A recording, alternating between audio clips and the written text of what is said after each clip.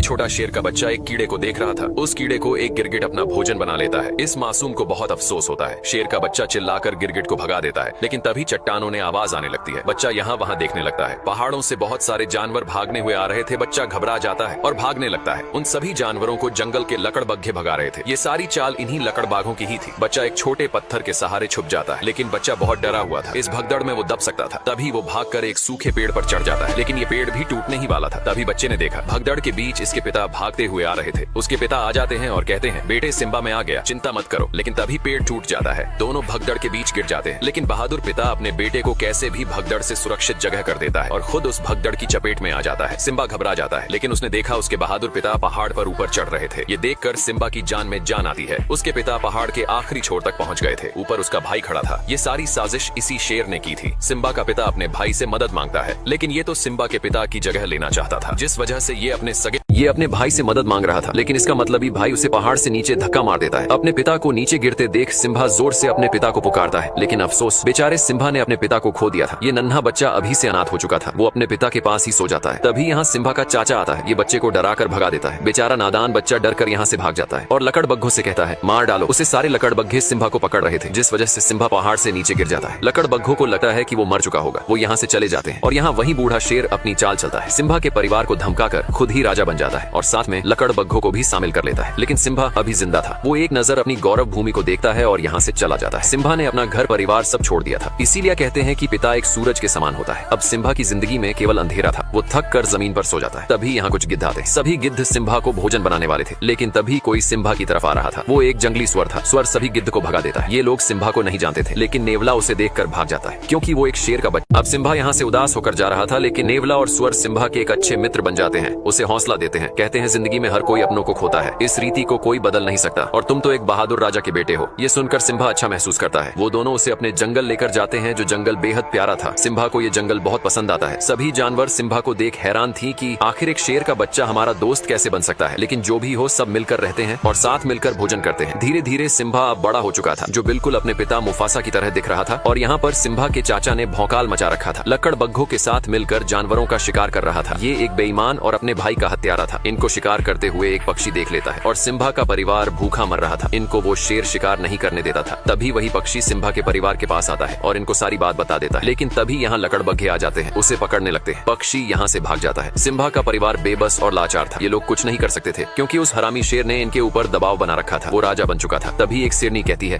हमें कुछ करना होगा। हमें हाथ पे हाथ रखकर नहीं बैठे रहना चाहिए। अब सिम्बा की माँ कहती है, ये हमारी गौरव भूमि है, हमें इसकी हिफाजत करनी चाहिए। समय बहुत बलवान होता है। लेकिन नाला शेर से युद्ध करने को कहती है। तभी इनके पास लकड़बग्घा आता है और कहता है, महाराज तुमको बुला रहे हैं। सिम्बा की माँ उस बूढ़े शेर के पास जाती है। बूढ़ा शेर अपने शिकार को खा रहा था और कहता है, कौन सी योजना बना रहा है तुम्हारा डरपोक परिवार। सिम्बा की माँ कहती है, तुम हद से ज्यादा शिकार कर रहे हो। शेर कहता है, शिकार नहीं करेंगे तो भूखे मर जाएंगे। हमारा काम ही है किसी को मार कर अपनी भूख मिटाने। सिम्बा की माँ कहती है, इस तरह शिकार नहीं किया जाता जिस तरह तुम कर रहे हो। शेर कहता है, तुमने मुझे ठुकरा कर मुफासा को चुना था, अब तो वो डरपोक भी मर चुका है। सिम्बा की माँ कहती है, वो डरपोक नहीं, एक बहादुर और ताकतवर राजा थे। तभी शेर गुस्से से कहता है, आज के बाद पहले लकड़बग्घे भोजन खाएंगे और उसका बचा हुआ तुम और तुम्हारा परिवार खाएगा। सभी लकड़बग्घे खाने के लिए टूट पड़ते हैं और यहाँ सिम्बा को दिखाया जाता है, जो पूरी तरह से बदल चुका था। इसे अपने परिवार की याद तक नहीं आ रही थी। वो भूल गया था सब। लेकिन रात के समय सिम्बा अपने बहादुर पिता को याद करके बहुत उदास था। सिम्बा का बाल उड़कर एक नदी में गिरी जाता है। उस बाल को एक चिड़िया उठा लेती है और अपने घोंसले में ले जाती है, लेकिन दूसरी चिड़िया उस बाल को फेंक देती है। अब सिम्बा के बाल को एक चिड़िया उठा लेती है और अपने घोंसले में लेकर जाती है, लेकिन दूसरी चिड़िया जानती थी ये घास नहीं बल्कि किसी जानवर का बाल है, जिस वजह से चिड़िया सिम्बा के बाल को फेंक देती है। वो बाल बबूल के पेड़ पर गिरता है। जिराफ बबूल के पत्तों के साथ सिम्बा के बाल को भी खा लेता है। अब एक कीड़े को दिखाया जाता है, जो जिराफ के मल को ढकेल कर ले जा रहा था, लेकिन जिराफ का मल लुढ़क कर टूट जाता है और सिम्बा का बाल उड़कर दूर चला जाता है, जहाँ बहुत सारी चींटियां थी। एक चींटी बाल को उठाकर ले जाने लगती है। तभी एक बंदर चींटी के पास उस बाल को देख लेता है। बंदर ने पहचान लिया था कि ये सिम्बा का ही बाल है और सिम्बा अभी जिंदा है। ये संदेश एक खुशी का संदेश था। बंदर खुश था, क्योंकि इनका राजा फिर से गौरव भूमि पर राज करेगा। और यहाँ सिम्बा के दोस्त पर एक शेर हमला कर रहा था। इनके जंगल में एक शेर घुस चुका था। सिम्बा का दोस्त अपनी जान बचाकर भाग रहा था। वो शेर का शिकार होने ही वाला था। तभी सिम्बा उस शेर को दबोच लेता है। दोनों ही एक दूसरे से कम नहीं थे, लेकिन दूसरा शेर सिम्बा को दबोच लेता है। सिम्बा उसे नाला कह के पुकारता है। दोनों एक दूसरे को जानते थे। ये नाला सिम्बा की बचपन की दोस्त थी। नाला सिम्बा को जिंदा देखकर बहुत खुश होती है, क्योंकि नाला को सिम्बा मिल गया था और सिम्बा को उसका प्यार। अब सिम्बा और नाला इतने दिनों के बाद एक दूसरे को देखकर बहुत खुश थे।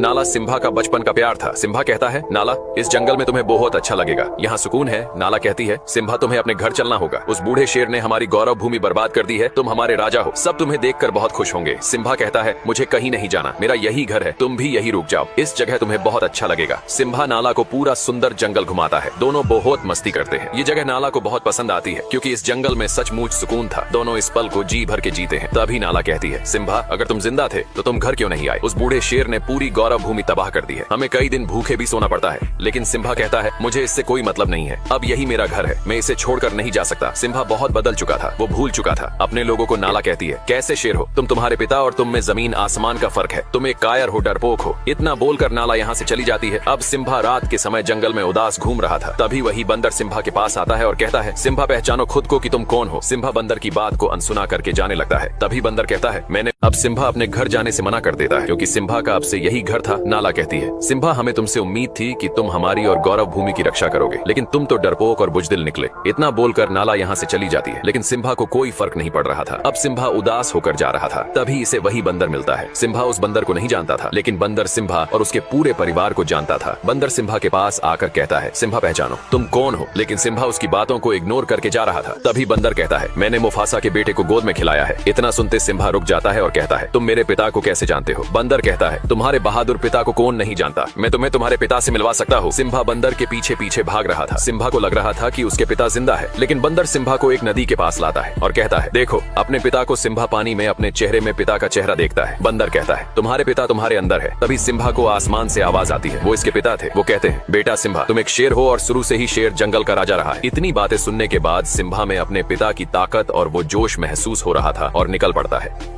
अब सिम्बा निकल पड़ता है अपनी उस पावन धरती की तरफ जिसने वर्षों पहले छोड़ दिया था। सिम्बा एक गहरी दहाड़ लगाता है, ये ऐलान करने के लिए कि अपने जंगल की रक्षा के लिए सिम्बा तैयार है। ये था सिम्बा का जुनून। सिम्बा के दोस्त उसे जाते हुए देख रहे थे। सिम्बा वर्षों बाद अपनी पावन धरती की तरफ जा रहा था, जिसके अंदर साहस और बल दोनों था। सिम्बा नाला के पास पहुंच गया था। दोनों निकल पड़ते हैं अपने घर की तरफ। भले ही इस कहानी में सिम्बा का पिता मुफासा नहीं था, लेकिन मुफासा का बेटा सिम्बा था, जो एक नई उम्मीद था। दोनों अपनी गौरव भूमि पहुंच जाते हैं, लेकिन सिम्बा अपनी गौरव भूमि को देखकर बिल्कुल भी खुश नहीं था। उसकी भूमि पूरी तरह से बंजर हो चुकी थी। बहुत सारे जानवर मारे गए थे। नाला कहती है, सिम्बा, अब क्या करोगे? सिम्बा कहता है, अपनी भूमि की रक्षा करूंगा, जो जिम्मेदारी मुझे मेरे पिता ने दी है। नाला कहती है, मैं भी इस लड़ाई में तुम्हारे साथ हूँ। तभी वही पक्षी सिम्बा के पास आता है, जो ये भी सिम्बा के परिवार का हिस्सा था। ये सिम्बा का तहे दिल से स्वागत करता है और कहता है, महाराज, वो दिन फिर से लौट आए हैं और सिम्बा के दोस्त भी इस लड़ाई में साथ खड़े रहने वाले थे। सिम्बा उनको वापस अपने जंगल लौटने को बोलता है, लेकिन वो दोनों कहते हैं, हम जब तक जिंदा है तब तक तुम्हारे साथ रहेंगे। इस युद्ध में सब सिम्बा के साथ खड़े थे। सिम्बा सभी को अपने साथ लेकर जाता है। आगे कुछ लकड़बग्घे। अब इस युद्ध में सभी जानवर सिम्बा के साथ कंधे से कंधा मिलाकर खड़े थे। सिम्बा सभी को अपने साथ लेकर जाता है, लेकिन सामने कुछ लकड़बग्घे भोजन कर रहे थे। सिम्बा लकड़बग्घों का ध्यान भटकाने के लिए अपने दोस्तों से कहता है। नेवला और सुअर उनका ध्यान भटका रहे थे। सभी लकड़बग्घे उन दोनों को पकड़ने लगते हैं। सिम्बा नाला के साथ दूसरे रास्ते निकल पड़ता है। वही बंदर सब कुछ देख रहा था। वो समय आ गया था। बंदर अपना हथियार निकालता है, जिसने वर्षों पहले मुफासा के मरने के बाद हथियार को छोड़ दिया था। बंदर भी इस लड़ाई में सिम्बा के साथ था और यहाँ बूढ़ा शेर सिम्बा की माँ को अपनी रानी बनाने की जिद कर रहा था और कहता है, इस पूरे जंगल में मुझसे ज्यादा ताकतवर कोई जानवर नहीं है। सिम्बा की माँ कहती है, ताकतवर राजा वही होता है जिसमें प्रजा की और अपने राज्य की फिक्र होती है। ये कहता है, मैं मुफासा से ज्यादा ताकतवर हूँ। सिम्बा की माँ कहती है, तुम मुफासा के आगे एक भीगी बिल्ली हो। तभी वो शेर गुस्से से सिम्बा की माँ पर हमला करने लगता है। इस शेर की नीयत खराब थी। जिसकी नीयत ही खराब हो, वो अपनी प्रजा की रक्षा कभी नहीं कर सकता है। तभी दहाड़ता हुआ सिम्बा यहाँ आता है। बूढ़ा शेर देखकर डर गया था। इसे लग रहा था कि वो मुफासा है। तभी सिम्बा कहता है, दूर रहो मेरी माँ से। सिम्बा की माँ वर्षों बाद सिम्बा को देखकर बहुत खुश होती है। अब सिम्बा दहाड़ता हुआ यहाँ आता है। बूढ़ा शेर उसे देखकर डर गया था। इसे लग रहा था कि वो मुफासा होगा। सिम्बा कहता है, दूर रहो मेरी माँ से। सिम्बा की माँ वर्षों बाद सिम्बा को देखकर बहुत खुश थी। जो दिया वर्षों पहले बुझ गया था, वो फिर एक नई रोशनी लेकर आया था। बूढ़ा शेर कहता है, भतीजे, तुझे जिंदा देखकर बहुत खुशी हुई। सिम्बा कहता है, कोई एक वजह बताओ चाचा की तुम्हें जिंदा छोड़ दूं। बूढ़ा शेर कहता है, ये मत भूलो, तुम जंगल के राजा के सामने खड़े हो। तभी नाला कहती है, अब से हमारा राजा सिम्बा है, उसके लिए हमें भले ही युद्ध ही क्यों न करना पड़े। सिम्बा का परिवार भी युद्ध के लिए तैयार था। सिम्बा कहता है, हार मान लो चाचा। बूढ़ा शेर कहता है, मैं नहीं चाहता कि मेरे हाथ हो, तुम सब मारे जाओ। तुम सब मेरा परिवार हो। और क्या तुम सबको पता है तुम्हारे इस सिम्बा ने क्या किया है भतीजे? तुमने इनको बताया नहीं कि तुम अपने पिता मुफासा के हत्यारे हो। अपना गुनाह कबूल करो और बताओ सबको कि तुम्हारी वजह से हमारे महान राजा मारे गए। सिम्बा का पूरा परिवार सिम्बा को देख रहा था। तभी सिम्बा कहता है, हाँ, मेरी वजह से मारे गए थे मेरे पिता। तभी बूढ़ा शेर कहता है, आखिर कर लिया कबूल, हत्यारा है ये अपने पिता का। इसी की वजह से आज महाराज हमारे बीच नहीं रहे। ये क्या राजा बनेगा जिसने अपने पिता को ही निगल लिया। बूढ़ा शेर सिम्बा की बातों को दबाता हुआ उसे पीछे लेकर जा रहा था। सिम्बा घबरा गया था और कहता है, मैं राजा नहीं बनूंगा। तभी सिम्बा अब बूढ़ा शेर सिम्बा की बातों को दबाते हुए उसे पीछे लेकर जा रहा था और जोर से चिल्लाकर कहता है, झुकाओ अपने सर को। तभी सिम्बा का पैर फिसल जाता है। सिम्बा चट्टान पर लटका हुआ था। यहाँ जोर की बिजली कड़कती है। ये वो आखिरी पल था जिसमें एक पापी का अंत तय था। बूढ़ा शेर कहता है, ये नजारा मैंने वर्षों पहले देखा था, बिल्कुल तुम्हारी तरह ही मुफासा ने मेरी आंखों में देखा था। बूढ़ा शेर उछलकर सिम्बा के पंजों को दबा लेता है और कहता है, एक राज की बात बताऊं भतीजे, तेरे बाप मुफासा को मैंने ही मारा था। इतनी बात सुनते ही सिम्बा अपने पिता के उस दुख भरे पल को याद करने लगता है। तभी सिम्बा जबड़े से उसके बाल पकड़कर ऊपर आ जाता है और चिल्लाकर कहता है, कैसे भाई हो तुम, अपने सगे भाई की ही हत्या कर दी। बूढ़ा शेर कहता है, ये झूठा बोल रहा है, इसकी बात मत सुनो। तभी सिम्बा की माँ कहती है, तुमने मुफासा को नहीं मारा तो उनकी आंखों में कैसे देखा। बूढ़े शेर का अंतिम समय आ चुका था। तभी बूढ़ा शेर लकड़बग्घों से कहता है, मार डालो सबको। सभी लकड़बग्घे सिम्बा के ऊपर टूट पड़ते हैं, लेकिन सिम्बा सभी लकड़बग्घों को जबड़े से दबाकर फेंक रहा था। नाला अपने परिवार को हमला करने को कहती है। सिम्बा का पूरा परिवार लकड़बग्घों पर टूट पड़ता है। ये था एक भीषण युद्ध जो सत्य और असत्य के बीच हो रहा था। सभी लकड़बग्घे सिम्बा को नोच रहे थे।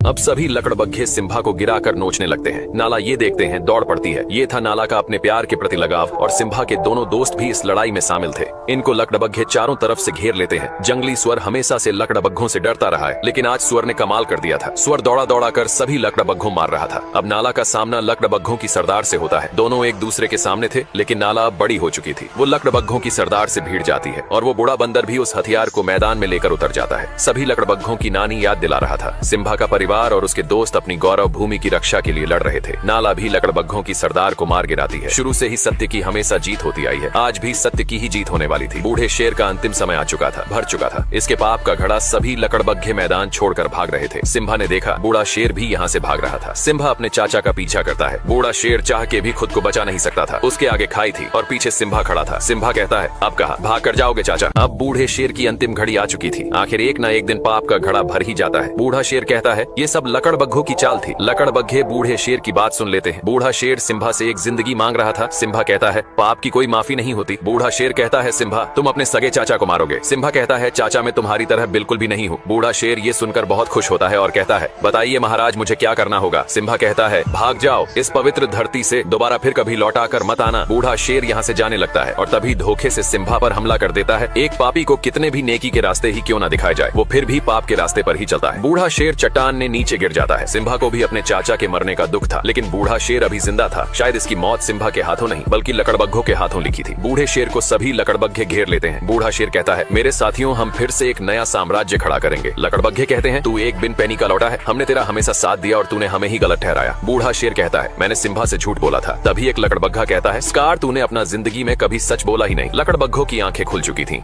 सभी लकड़बग्घे बूढ़े शेर पर टूट पड़ते हैं। ये था एक बुराई का अंत। इस लड़ाई में फिर से अच्छाई की ही जीत हुई थी। अब सिम्बा अपने परिवार से मिलता है। सिम्बा का परिवार फिर से एक जीती जागती जिंदगी जीने वाला था। सिम्बा उस बंदर से भी मिलता है जिसने सिम्बा को हौसला दिया, उसे उसकी पहचान बताई। आखिर एक सच्चा राजा वही होता है जिसमें अपने प्रजा और गौरव भूमि की फिक्र हो। ये सब सिम्बा के अंदर था। वो एक वीर सम्राट था, एक वीर योद्धा था और इस गौरव भूमि का एक राजा भी था। सिम्बा के राजा बनने से सभी जानवर बहुत खुश थे। जिस जिंदगी को डर कर जिया करते थे, अब उस जिंदगी को खुलकर जीने का समय आ गया था। सिम्बा और नाला के प्यार से एक प्यारा बच्चा हुआ। सिम्बा के बाद इस गौरव भूमि की रक्षा करने वाला सम्राट। ये स्टोरी यहीं पर समाप्त होती है। फिर से लौटेंगे ऐसी ही एक मुफासा की बचपन की स्टोरी लेकर।